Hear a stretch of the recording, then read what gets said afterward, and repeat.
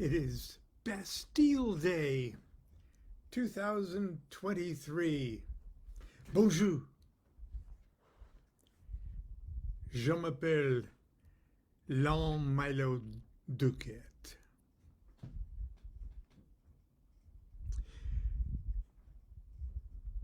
Je suis le chevalier de chocolat. Tout le monde est sur la table.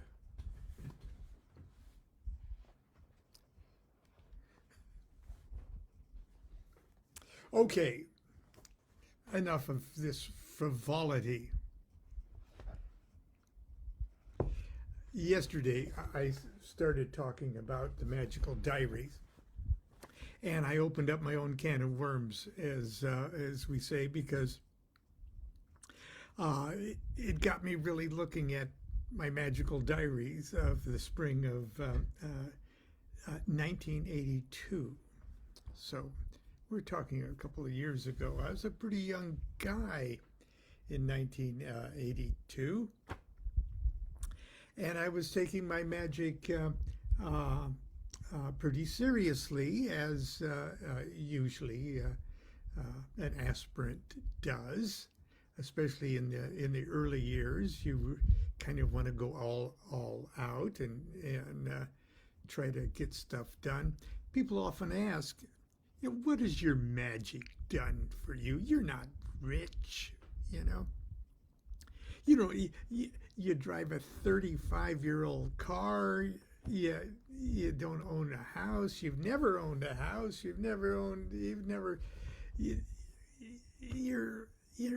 pretty much, a loser for a guy your age, And I've got to confess, from that point of view, I guess you're right. But from my point of view, you don't know how big of a bum I could really be. Okay. Does my magic work? I don't know. I'm alive. I'm well. I'm relatively happy. And do you know, for someone with no college degrees or anything like that, you don't know what a real bum I could be. You don't know how many years ago I should have been dead. Did my pentagram rituals save my life? Did my pentagram rituals do all that? I don't know. And there's no way to know whether your magic worked or not, because you're the type of person that you are because of the things that you've done and thought. And so let's just let that conversation rest. A magician often feels frustrated because often you're not sure why you're learning these particular rituals or learning and submitting yourself to certain disciplines, yogic disciplines, ceremonial disciplines. You're not quite sure why you're doing it. And you don't usually get any kind of dramatic instant gratification out of it. As a matter of fact, that's sort of what the magical diaries are for you to read 30 years down the line, 40 years down the line, and say, my God, I get it. Oh, I was, there's lots of things you read in your magical diaries that are very, very embarrassing. And oh, what a fool I was. And what I was lying to myself there and there and there. But there's tons of stuff that you go, oh my God, I get it. This is how I greased the wheels, or the rusted wheels of my soul back then. This is why something else followed. But anyway, my few words about this ritual that I call Pentecost that I performed during one of my often periods of unemployment because I'd injured my back. Okay, and you'll have to go back to tomorrow or yesterday's talk to get the whole story. But I was running, Constance and I were running a very active lodge of OTO out of our house. We had a beautiful sort of dedicated temple space on one half of the house, which had a very large room that we did mass regularly. We were initiating OTO degree rituals for people on a regular basis. And I was between gainful employment jobs. Okay, I was down with my back, and to even walk, I had to have a back brace. And I decided I had like 7 weeks ahead of me to perform a magical ritual of self-initiation.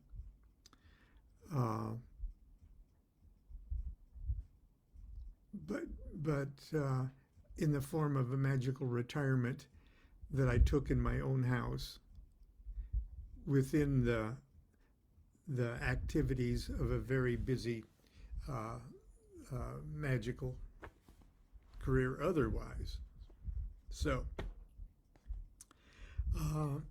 someone asked me yesterday, how did I design the schedule for my events, for my daily protocol, my daily routine, because I talked about the pranayama and the meditation and things that my answer was that, well, I made it up myself, and I'm going to talk just briefly about the structure of a 7-week magical retirement and what I did back in 1982 to design that protocol. I based it around words of wisdom that Crowley wrote very early in his career as a discussion, as a dialogue between an adept who he called Olympus and Marseilles, and a student called Olympus. And in it is what was the basis of my 7-week retirement. Remember, I had 7 weeks. I was going to do things in Abramelin style with increasing intensity every I'd turn up the pranayama, I'd turn up the meditation time, I would turn up the fasting, I would turn up the prayers, I would turn up the study, I would turn up the mantras week by week. And I'd base those weeks on these words of wisdom. There are 7 keys to the great gate, being 8 in 1 and 1 in 8. First, let the body of thee be still, bound by the cerements of will. Course rigid, thus thou mayest abort the fidget babes that tease the thought. That's what I was going to focus the first week on. Next, let the breath rhythm be low, easy, regular, and slow, so that thy being be in tune with the great sea's pacific swoon. Pranayama thing gets turned up. Third, let thy life be pure and calm, swayed softly as a windless palm. That's the sort of the keynote to the 3rd week. Fourth, let the will to live be bound to the one love of the profound. 5th week. Let the thought, divinely free from sense, observe its entity. Watch every thought that springs, enhance hour after hour thy vigilance. intense and keen, turn inward, miss no atom of analysis. 6th week. On one thought, Dharana. On one thought securely pinned, still every whisper of the wind, so like a flame straight and unstirred, burn up thy being in one word. Next, still that ecstasy. Prolong thy meditation steep and strong, slain even God, should he distract thy attention from the chosen act. Last 7th week. Let all these things in one o'erpowered time that the midnight blossom flowered, the oneness is. Yet even in this, my son, thou shalt not do amiss. If thou restrain the expression, shoot thy glance to rapture's darkling root, discard name, form, sight, and stress, even in of this high consciousness, pierced to the heart, I leave thee here. Thou art the master. I revere thy radiance that rolls afar, O brother of the silver star. Now, I was involved in a formal AA student-teacher relationship, but my teacher didn't suggest this program. Didn't have anything to do with what I was to do or anything else. I was just designing it and doing it as the spirit moved. Okay. Here is how I started the first week with that statement from AHA. Okay. And I think I had an altar top of 49 petaled rose. Every day I moved a bloodstone around a different petal. So the whole outer ring took a week, and then the second ring took a week. And in the center of my altar top, in the center of that 49 petaled rose on a Greek cross, I had a chalice, and the chalice had a base on it that was big enough for me to place a host, and my whole, I called it the host, my body, because the pentacle or the host or the wafer, if you will, which eventually it took the form of the ingredients of a cake of light. Only I formed it into a pyramid. And that was placed under the cup, receiving the charge day by day of my activities, of my meditations, of the energy, I guess, if you want to be corny about it, that I was creating day by day, week by week. First day, 6 p.m. As a seal upon my magical retirement, I have shaved my beard and head. As my appearance returns to normal, may I spiritually and physically metamorphosize, if that's a word. 10 p.m., lesser banishing ritual of the pentagram, lesser banishing ritual of the hexagram. 2:17 a.m., first new moon of the year. I read this over yesterday, but I'll continue. March 25th, 1982, first day, moon in Aries. 7:30, up, coffee, yoga, pranayama.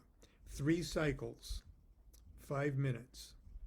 I read Liber Het, and I read the first chapter of Liber 7. These are Class A documents. They're wild. You're not supposed to comprehend them with your meat brain. They go someplace else. 11 a.m., retirement temple constructed.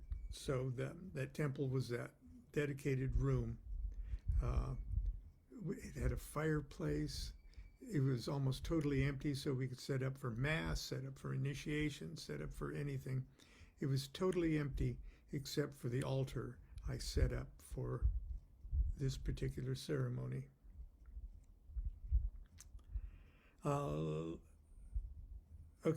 Lesser ritual of the pentagram, Liber 5. Okay, the reguli, pentagram ritual. Altar of rose qua with 49 petaled rose, polished bloodstone upon the outermost det. I'm not sure.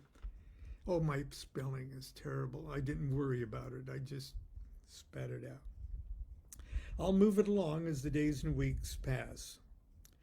12:30, yoga, 3 cycles. 2 p.m., shower, sky-clad, banishing pentagram, and meditation. 5:30 p.m., yoga, 3 cycles. And the yoga was just pretty much classic beginner's yoga. Salutation, a few cobras, a few stretches here and there. Okay, second day, March 26, 1982. 6:30 a.m., up, yoga, pranayama. 3 cycles, 5 minutes. Outside, I did this outside in the patio, just right after a rain. The prana was so thick you could cut it with a knife. Reading, chapter 1, Liber 7. 1:30 p.m., Liber 5. Note, unless otherwise stated, all rituals are performed with the wand. Yoga, 3 cycles, pranayama, 4 minutes. I believe my asana, the dragon, which is a sort of Japanese style, sitting on your kneeling on your knees and sitting back on your own heels. I believe the dragon is not good for my back, and it wasn't. I'll try half lotus. 10 p.m., lesser banishing ritual of the pentagram with the portal opening. Third day, moon in Taurus. 3:15 a.m., yoga, 3 cycles. I was up early for dawn first degree initiation. We were hosting first degree initiation for candidates for the first degree of the OTO. In this particular case, we did it in our garage area that we set up a temple area for first degree initiations in the garage. The reason it was so early because we at Huru Raha Lodge, we performed the first degree initiations, OTO first degree initiations, so that they were completed at dawn. So people had to come the night before. They had to sort of sleep over. We had to sort of get them up. If there's more than one initiation, we had to get them up earlier and earlier and earlier, so that at the end of our first degree initiations, we could literally, truthfully say it took place at dawn. Okay. 12 noon, I must have snoozed after sent everybody home and snoozed till noon. Yoga, 3 cycles. 2 p.m., pranayama, 6 minutes out in the sun. 7:30 p.m., star ruby. Fourth day, 11 a.m., oh, moon in Gemini. 11 a.m., yoga, 3 cycles. Then I put on my back brace and went for a 3-mile walk. I read from chapter 1, Libra 7. And at 6:30 p.m., I did a star ruby. On the 5th day, March 29th, I've been fasting since 5 p.m. yesterday. 8 a.m., yoga, 3 cycles, pranayama, 10 minutes. It has just rained. The sun is now out and the patio is full of prana. Even with a plugged nose, 10 minutes was wonderful. 11 a.m., just returned from a 5-mile walk. My weight is 213 pounds. At 12 noon, I administered an enema. Okay, I'm sure you need to hear that, but it's the kind of things that are kind of important here because I'm on a cleanse thing. At an hour and 15 minutes later, I did my yoga, 3 cycles. At 6 p.m., I fasted 25 hours. Yoga, at 6 p.m., 3 cycles, pranayama, 10 minutes. And then 10 minutes in a full lotus while doing the Hang Sa mantra. Now, Hang Sa mantra is so simple. You sit in an asana, or still your body, and just breathe normally. Fully, but normally. And as you draw in your breath, you go, Hang. And as you expel your breath, you go, Sa.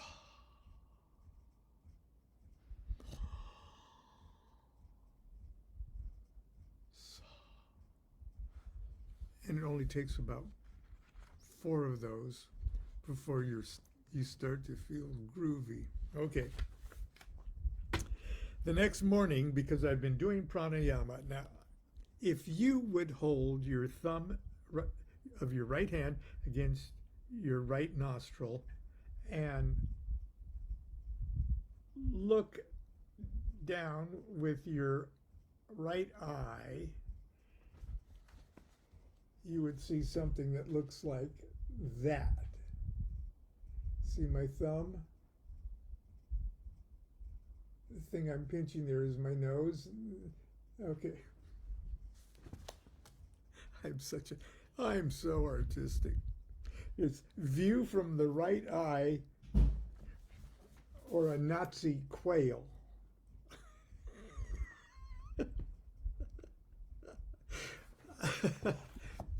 Oh, I get a kick out of myself. Okay. It is showering and very windy. I've made a fire in the temple fireplace. And I'm sitting next to the open door outside for pranayama. It's very sort of felt Japanese, Zen garden-esque with raining on the outside. And I could open up this large sliding door with a fire crackling in the background. I'm such a lucky guy.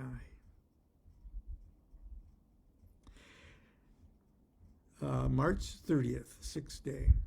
Fasting 36 hours at 5 a.m.